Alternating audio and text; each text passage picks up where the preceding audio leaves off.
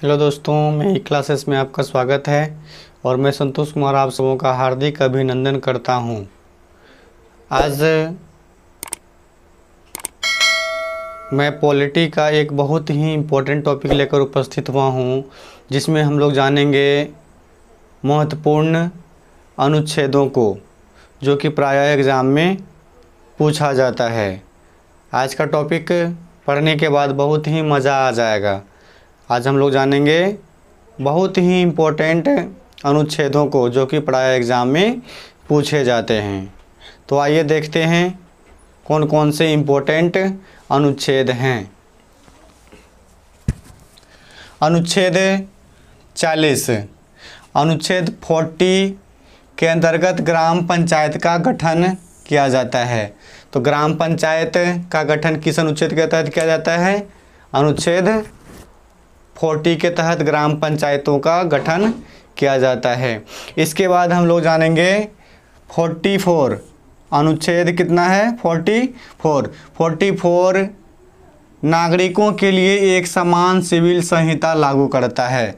नागरिकों के लिए एक समान सिविल संहिता लागू करता है, जो कि वर्तमान में गोवा राज्य में यह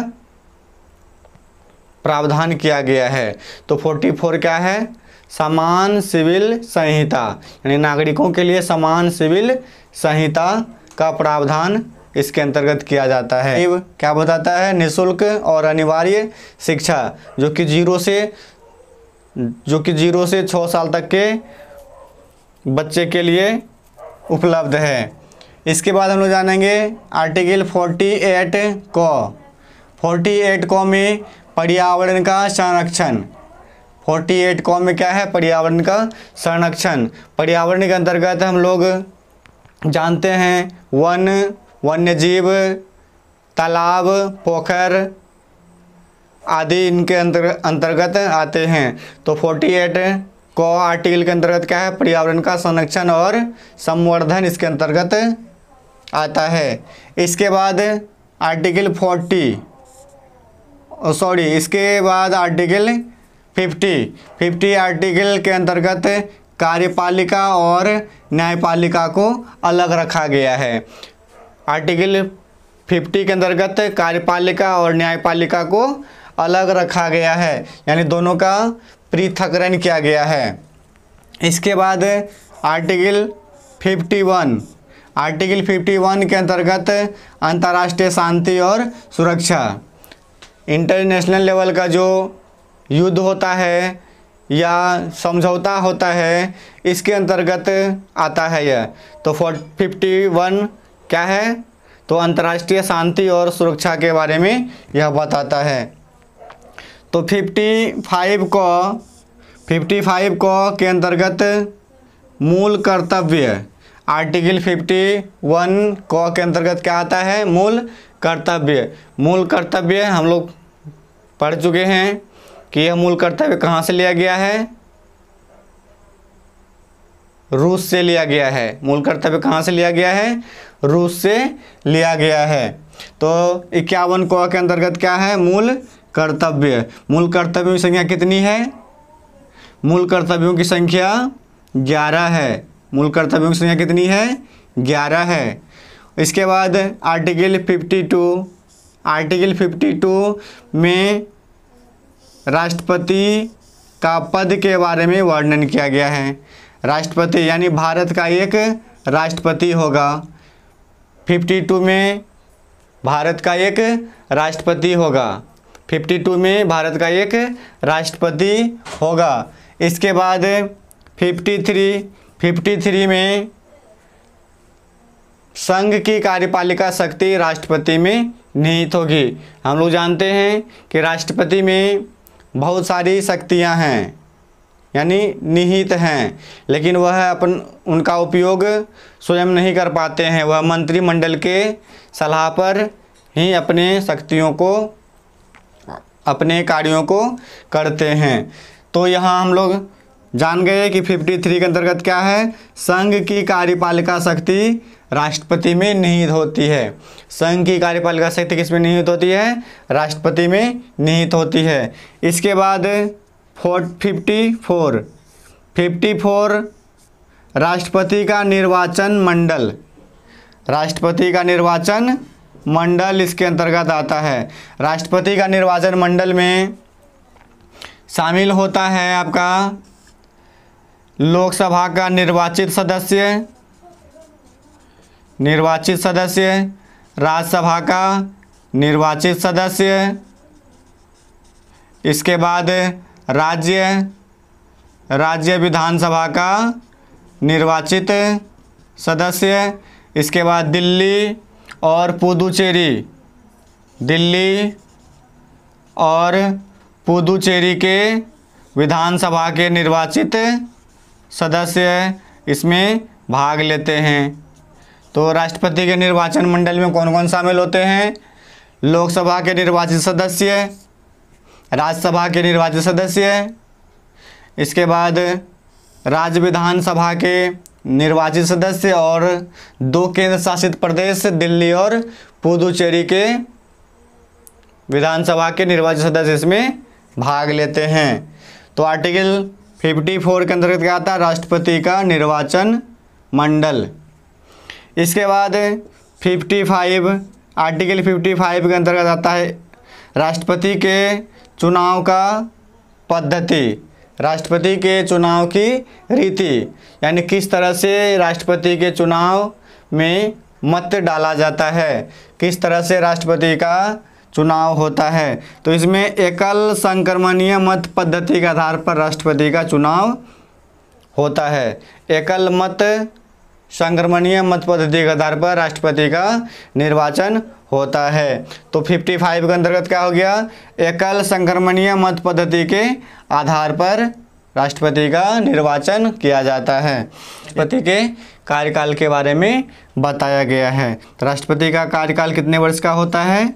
5 वर्ष का होता है। फिर 56 आर्टिकल 56(1) क के अंतर्गत, आर्टिकल 56(1) क के अंतर्गत राष्ट्रपति का त्याग पत्र के बारे में बताया गया है।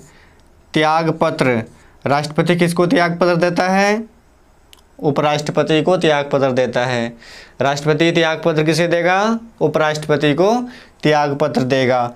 तो 56(1) क के अंतर्गत राष्ट्रपति का त्याग पत्र का वर्णन है। फिर आर्टिकल 57 के अंतर्गत असीमित कार्यकाल, मतलब कहने का अर्थ यह हो गया, एक राष्ट्रपति यानी एक व्यक्ति जितनी बार चाहे वह राष्ट्रपति निर्वाचित हो सकता है। एक व्यक्ति जितनी बार चाहे राष्ट्रपति पद के लिए निर्वाचित हो सकता है। 57 क्या कहता है? एक व्यक्ति जितनी बार चाहे राष्ट्रपति निर्वाचित हो सकता है। इसके बाद 58 और 59 योग्यता के बारे में बताता है। 58 और 59 योग्यता के बारे में बताता है कि कौन राष्ट्रपति बन सकता है, कौन राष्ट्रपति बन सकता है। इसकी योग्यता के लिए चाहिए वह भारत का नागरिक हो, न्यूनतम एज 35 वर्ष पूर्ण कर चुका हो, पागल व दिवालिया न हो, उसके बाद लोकसभा के सदस्य बनने की योग्यता रखता हो। इतनी योग्यताएं होनी चाहिए। इसके बाद आर्टिकल 60 के अंतर्गत राष्ट्रपति का शपथ ग्रहण होता है। आर्टिकल 60 के अंतर्गत क्या होता है? राष्ट्रपति का शपथ ग्रहण, यानी आर्टिकल 60 के अंतर्गत ही राष्ट्रपति शपथ लेते हैं। राष्ट्रपति किस अनुच्छेद के तहत शपथ लेते हैं? 60 के तहत शपथ लेते हैं। इसके बाद 61 के अंतर्गत आता है महाभियोग। 61 के अंतर्गत, आर्टिकल 61 के अंतर्गत महाभियोग आता है। इसमें जब राष्ट्रपति के द्वारा संविधान का अतिक्रमण या संविधान का उल्लंघन किया जाता है तब इसके ऊपर महाभियोग का प्रस्ताव लाया जाता है। तो 61 आर्टिकल के अंतर्गत राष्ट्रपति पर महाभियोग चलाने की प्रक्रिया का वर्णन है।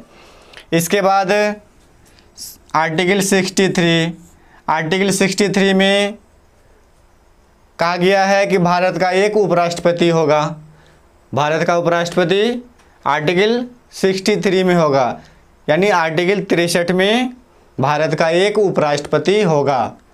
इसके बाद आर्टिकल 64 में सभापति, आर्टिकल 64 में सभापति मतलब उपराष्ट्रपति राज्यसभा के पदेन सभापति होते हैं। राज्यसभा का सभापति कौन होता है? उपराष्ट्रपति। तो आर्टिकल 64 भी यही कहता है कि उपराष्ट्रपति जो है राज्यसभा का सभापति होगा। इसके बाद आर्टिकल 65 उपराष्ट्रपति राष्ट्रपति के रूप में कार्य करेगा। उपराष्ट्रपति राष्ट्रपति के रूप में कार्य करेगा। कहने का मतलब यह हुआ, जब राष्ट्रपति के पद रिक्त हों या अनुपस्थित हों, तब उस स्थिति में उपराष्ट्रपति राष्ट्रपति का सारा कार्य का निर्वहन करेगा। आर्टिकल है। इसके बाद आर्टिकल 66 इसमें बताया गया है कि उपराष्ट्रपति बनने के लिए क्या योग्यता होनी चाहिए। उपराष्ट्रपति बनने के लिए क्या योग्यता होनी चाहिए? तो वह सबसे पहले भारत का नागरिक हो, न्यूनतम एज 35 वर्ष पूर्ण कर चुका हो, उसके बाद राज्यसभा का सदस्य बनने की योग्यता रखता हो, पागल व दिवालिया न हो और लाभ के पद पर न हो। इसके बाद आर्टिकल 71 कहता है कि राष्ट्रपति और उपराष्ट्रपति के निर्वाचन का जो विवाद होता है, राष्ट्रपति और उपराष्ट्रपति के चुनाव में निर्वाचन में जो विवाद होता है, उसका निर्णय सुप्रीम कोर्ट करेगा और सुप्रीम कोर्ट का ही डिसीजन अंतिम माना जाएगा। तो 71 क्या कहता है? राष्ट्रपति और उपराष्ट्रपति के चुनाव में जो विवाद होता है, उसका निर्णय कौन करेगा? सुप्रीम कोर्ट करेगा और उसका निर्णय ही अंतिम निर्णय माना जाएगा। इसके बाद आर्टिकल 72 के अंतर्गत राष्ट्रपति का क्षमादान का वर्णन किया गया है। राष्ट्रपति प्रत्येक क्षेत्र में चाहे व्यक्ति को फांसी क्यों न दी गई हो, फांसी की सज़ा क्यों न सुनाई गई हो, वह भी राष्ट्रपति माफ़ कर सकता है। यानी इसके अंतर्गत लघुकरण, प्रविलंबन, विराम, क्षमादान आदि प्रक्रियाएं आती हैं। तो आर्टिकल 72 के तहत क्या होता है? राष्ट्रपति क्षमादान करता है। राष्ट्रपति का क्षमादान किस अनुच्छेद में है? आर्टिकल 72। इसके बाद 74 आर्टिकल 74 में मंत्रिपरिषद का गठन किया जाएगा आर्टिकल 74 के तहत।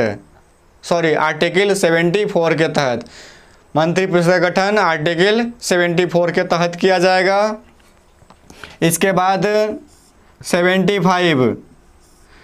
75 आर्टिकल के तहत राष्ट्रपति प्रधानमंत्री की नियुक्ति करेगा।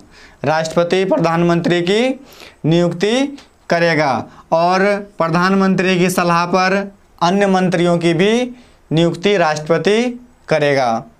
इसके बाद आर्टिकल 76 में महान्यायवादी का उल्लेख मिलता है। महान्यायवादी यानी भारत सरकार का विधि का ज्ञाता, भारत सरकार के विधि का ज्ञाता को ही महान्यायवादी यानी अटॉर्नी जनरल कहा जाता है। इसका वर्णन आर्टिकल 76 में है। इसके बाद आर्टिकल 77 में भारत सरकार का जितना भी कार्य होता है, संधि हो, समझौता हो, वह राष्ट्रपति के नाम से किया जाएगा। भारत सरकार का जितना भी कार्य होगा किसके नाम से? राष्ट्रपति के नाम से। यह आर्टिकल 77 कहता है। इसके बाद आर्टिकल 78 पीएम का कर्तव्य यानी प्रधानमंत्री का कर्तव्य। 78 कहता है कि प्रधानमंत्री जो भी कार्य करेगा वह राष्ट्रपति को सूचित करेगा, राष्ट्रपति को बताएगा। इसके बाद आर्टिकल 79 के अंतर्गत आता है संसद का गठन। संसद का गठन 80 के अंतर्गत आता है राज्यसभा का गठन और 81 के अंतर्गत आता है लोकसभा का गठन। इसको एक ट्रिक के माध्यम से जानेंगे हम लोग। सरला 100 से हो गया आपका संसद यानी 79, रॉ से हो गया राज्यसभा 80, उसके लॉ से हो गया आपका लोकसभा 81। तो इसको याद रखना है। सरला 100 से हो गया आपका संसद 79, रॉ से हो गया आपका राज्यसभा 80, उसके बाद ला से हो गया आपका लोकसभा 81। तो याद रखना है आपको। सरला 100 से संसद 79, रॉ से राज्यसभा 80, इसके बाद आपका ला से लोकसभा 81। इसके बाद 85 आर्टिकल को जानेंगे। 85 आर्टिकल के तहत राष्ट्रपति लोकसभा का भंग करता है। राष्ट्रपति लोकसभा भंग करेगा किसकी सलाह पर? मंत्रिपरिषद की सलाह पर। मंत्रिपरिषद की सलाह पर राष्ट्रपति क्या करेगा? लोकसभा का भंग करेगा आर्टिकल 85 के तहत। इसके बाद आर्टिकल 89 के तहत राज्यसभा का सभापति या उपसभापति होगा। हम लोग जानते हैं कि राज्यसभा में एक अध्यक्ष होता है और एक उपाध्यक्ष होता है जिसे सभापति और उपसभापति कहते हैं। तो 89 के अंतर्गत क्या होगा? राज्यसभा का एक सभापति होगा और एक उपसभापति होगा। इसके बाद आर्टिकल 93 के अंतर्गत लोकसभा अध्यक्ष और उपाध्यक्ष होगा। आर्टिकल 93 के अंतर्गत लोकसभा में एक अध्यक्ष होगा और एक उपाध्यक्ष होगा। इसके बाद आर्टिकल 105 के अंतर्गत संसद सदस्य को एक विशेषाधिकार दिया गया है। संसद सदस्य को, संसद के जितने भी सदस्य हैं उसे एक विशेष अधिकार प्रदान किया गया है आर्टिकल 105 के तहत। आर्टिकल 108 में संयुक्त अधिवेशन का प्रावधान किया गया है। संयुक्त अधिवेशन का प्रावधान किया गया है आर्टिकल 108 में। संयुक्त अधिवेशन कौन बुलाएगा? राष्ट्रपति बुलाएगा। संयुक्त अधिवेशन की अध्यक्षता कौन करेगा? लोकसभा का अध्यक्ष करेगा। इसके बाद आर्टिकल 110 में धन विधेयक की परिभाषा दी गई है। आर्टिकल 110 में धन विधेयक की परिभाषा दी गई है। इसके बाद आर्टिकल 112 में जिसे हम लोग आम भाषा में बजट कहते हैं, आम भाषा में क्या बोलते हैं? बजट कहते हैं। इसका वर्णन किया गया है। तो 112 के तहत बजट यानी वार्षिक वित्तीय विवरण का उल्लेख मिलता है। 112 में क्या मिलता है? वार्षिक वित्तीय विवरण का उल्लेख मिलता है। इसके बाद 118 में संयुक्त अधिवेशन की अध्यक्षता लोकसभा अध्यक्ष करेगा। संयुक्त अधिवेशन की अध्यक्षता कौन करेगा? लोकसभा अध्यक्ष करेगा। 118 क्या कहता है? संयुक्त अधिवेशन की अध्यक्षता लोकसभा अध्यक्ष करेगा।